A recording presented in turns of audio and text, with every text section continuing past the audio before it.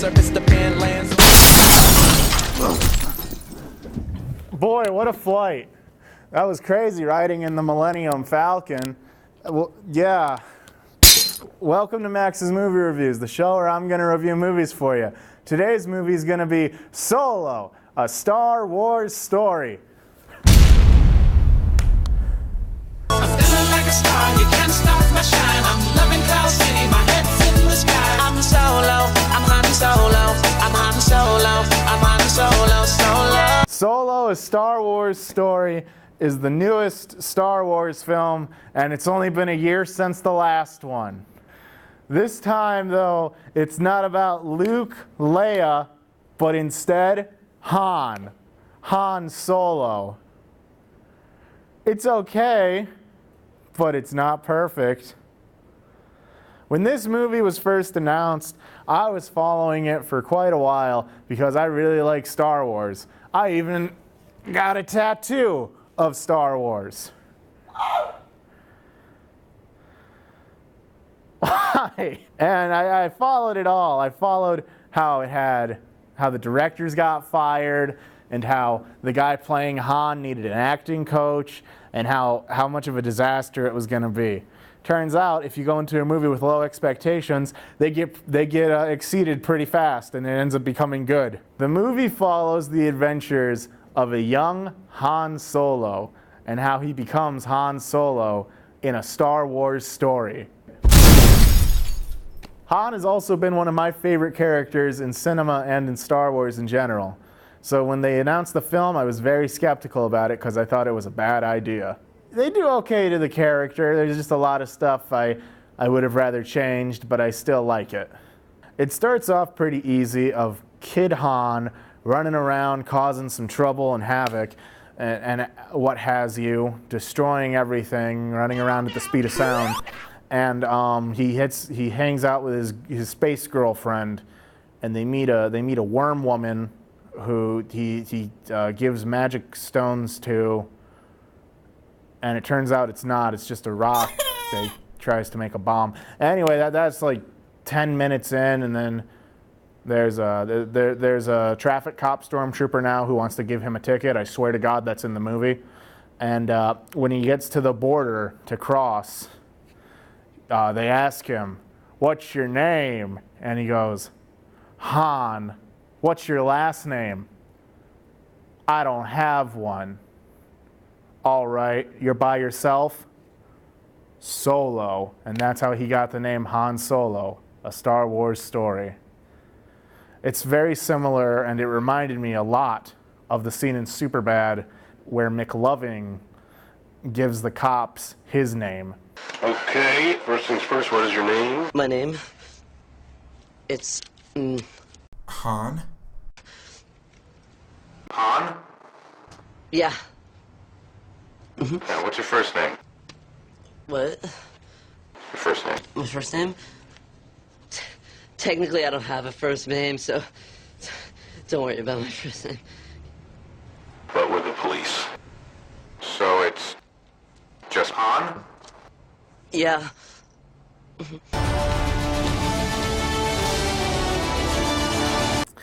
And then he loses his girlfriend, whatever. And then he joins the Imperial Army, where he's down in the dirt and in the mud, blowing people up.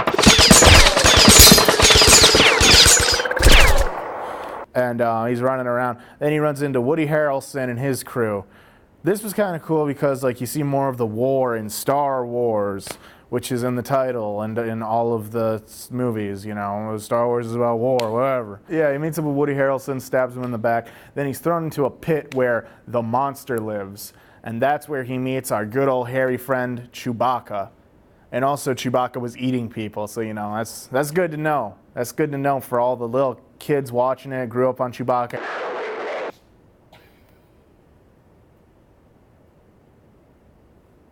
Why are you doing this? He meets Chewbacca, they don't like each other, then they become friends and they run off. And then he joins the life of crime by doing a train heist with Woody Harrelson and the gang. I liked this a lot because it did remind me a lot of Star Wars. We saw a bunch of different planets and a bunch of different elements, which was pretty cool. So we saw a mud planet, a planet that looked like Detroit, a planet that was covered in snow. And then while they're on the train heist, Woody Harrelson's GF brings up, why don't we call up Bosk, who is a character I really like from the other Star Wars stories, who was in Empire for a quick second, but he's more popular in the cartoon and comics, so that's pretty cool. I liked him. Jon Favreau was also in the film, a person I admire very dearly. He played Rio, who was like a little spider monkey buddy, you know, a little blue guy with like 4 arms who ran around. He cooked food like a chef. He told jokes, told stories, and he's going to be directing the new live-action Star Wars show. So that'll be pretty cool when that happens. Speaking of Rio and Woody Harrelson's GF, they both die really early on, so you don't get enough to care about them. But I mean, it's Star Wars. You're not supposed to. It's the Solo story. That's who we're there to see. However, I didn't like him that much as Solo. After a while, I kind of became drawn to it. But the person who stole the show was Donald Glover as Lando Calrissian. Donald Glover sold the show as Lando. He was absolutely perfect to the classic character Billy Dee Williams played, who is one of my favorite Star Wars characters as well. His sidekick was L3, a droid who demanded equal rights for other robots. She was all right, but I mean, it sort of felt like a character that only existed just so they could explain why the Millennium Falcon has such a weird computer for C-3PO to talk to in Episode 5. Like, she had a few cool moments, like when she starts a revolution of robots, but no, it felt like she was only around exclusively for that reference. The movie does that a lot, where it feels more of like there's a reference in your face instead of a story. A lot of stuff happens for no other reason, just to explain like that happens later on in other movies, even if it's something you didn't even think twice about. Such as when Chewbacca is playing Diedrich with Tobias Beckett, Woody Harrelson's character. Chewie smacks the desk and 2 pieces disappear, which explains why in Episode 4 it's missing 2 pieces from the chessboard compared to regular Diedrich on another alien planet or whatever has you. The plot is very simple. Pretty much after Han hooks up with Tobias Beckett, they go on a smuggler's run, and then they meet Lando, and then they have to go steal some spice. No, not spice. That's for Jabba. They have to steal, I guess, space batteries. They stole vibranium from the space country of Wakanda. So yeah, the crew runs around, they get the Millennium Falcon, they hang out with Lando, but the whole plot is that they run around to get these space batteries for Han's girlfriend's boyfriend so he can please his boss. And the bad guy of Solo is Vision from Avengers, but like with goofiness on his face. Who tries to act like a Bond villain with all trophies around him, like the Indiana Jones crap, but it's whatever, he was okay. So yeah, the bad guy, I don't even remember his name because I didn't see this one that much, but his boss, for all you people who don't like spoilers, spoiler alert!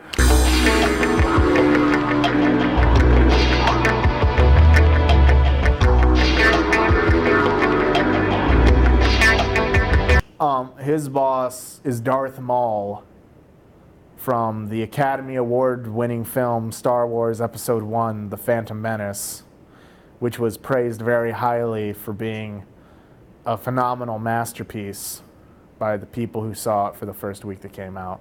What'd you think of it? I think it was an excellent movie. I think Mr. Lucas did a fabulous job. Special effects were wonderful, and the storyline was wonderful. And we'll probably come back and watch it a couple more times. And then, no one likes it. I may have gone too far in a few places. But yeah, he's alive, he's kicking, and if you didn't know that, I mean, you should have watched Clone Wars, dude. I mean, they explained it pretty well. Granted, I know a lot of people didn't watch Clone Wars who are seeing it casually, but if you're a Star Wars fan, you got to be hard. You got to play it hard. So yeah, throughout the movie, we learn more about the characters, I guess, but it's like nothing that we really didn't need to know. Like Han, Chewie, and Lando, we learn more about them, but it's all essentially what we already knew.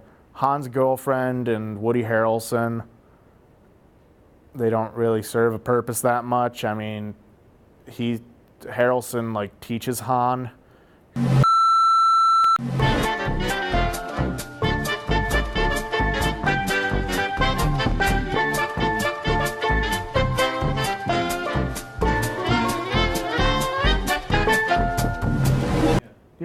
Yeah, at the end of the movie, Han gives the rebellion all of the money, and then they never bring it up again. Like, dude, you're gonna join them in 5 years, and they don't even recognize you? They don't even go like, yo, man, thanks for that 12 million space bucks. Robux. Yeah, Robux. You're gonna buy a lot of Roblox skins with that. We're gonna be looking like Emperor Palpatine tonight. I liked the movie. And I like all the Star Wars movies. I don't love them all, but I like them all.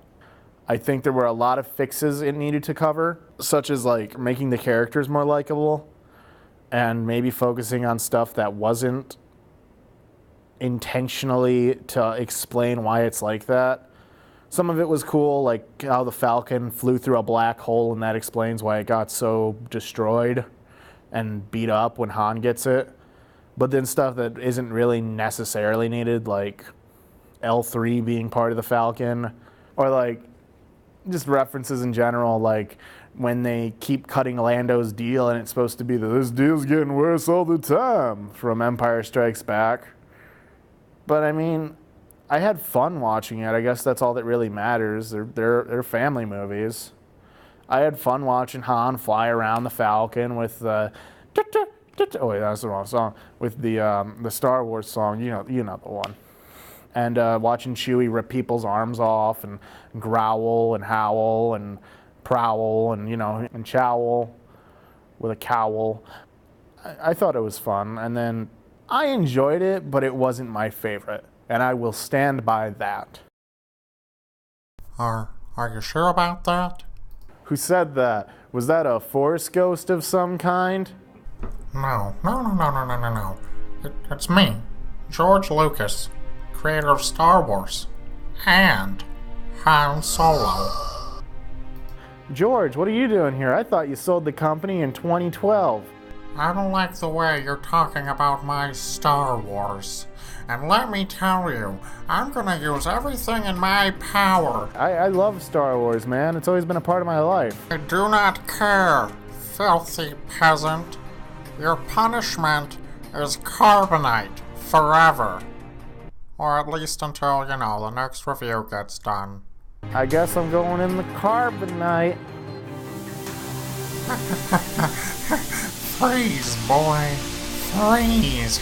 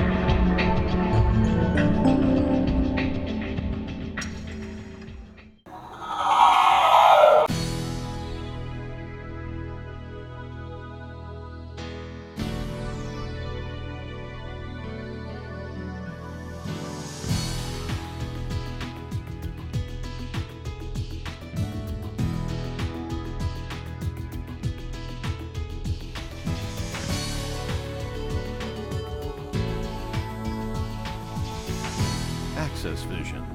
Your voice, your community.